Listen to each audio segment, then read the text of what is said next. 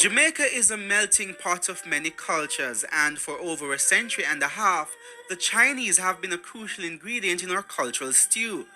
The first set of Chinese arrived in Jamaica on July 30, 1854. They came here basically to work as indentured laborers in our sugar plantations. Okay, right after 1838, after emancipation, there was a shortage of labor because there were no more slaves. So the Chinese were recruited as indentured laborers to work in the sugar plantations. For the Chinese, adapting to the new culture of the West was initially difficult, but that wouldn't stop them from assimilating. They obviously would have a language problem initially, but they are resilient people, and they had to learn the language or a language that they have to get by with. Okay, so they have proven to be quite adaptable. Of course, some missed their home and some got sick, and so on and so forth. But by and large, they have adapted very well. In 1905, on noticing the increased population of Chinese immigrants, the Jamaican government passed a law restricting entry to the country if certain criteria were not met. The law passed made it mandatory for immigrants to be registered with immigration authorities before entry. Immigrants also required a guarantor from a reliable shop. This guarantor should be able to prove that the immigrant is law-abiding and will not be a burden on society.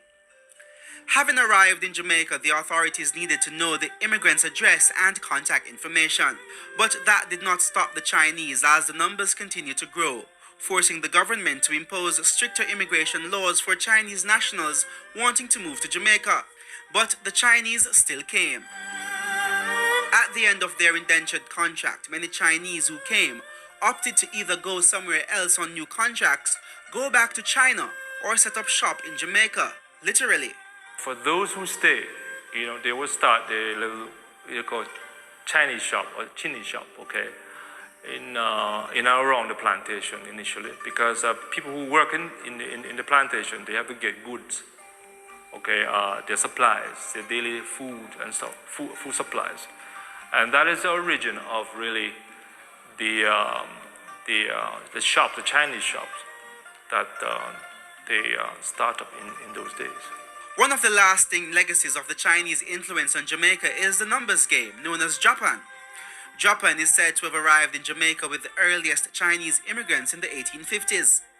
It was restricted by the government as early as 1898. However, this law was amended in the 1920s due to the game's substantial popularity.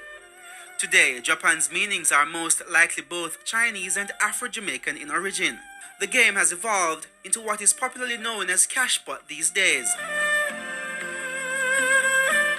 Jamaican entertainment is a big part of what makes the country a cultural superpower on the global stage, and the Chinese have undoubtedly made their contribution to Jamaica's entertainment landscape. There were quite a bit of music producers, okay, who were of Chinese connections, if you put it that way, okay.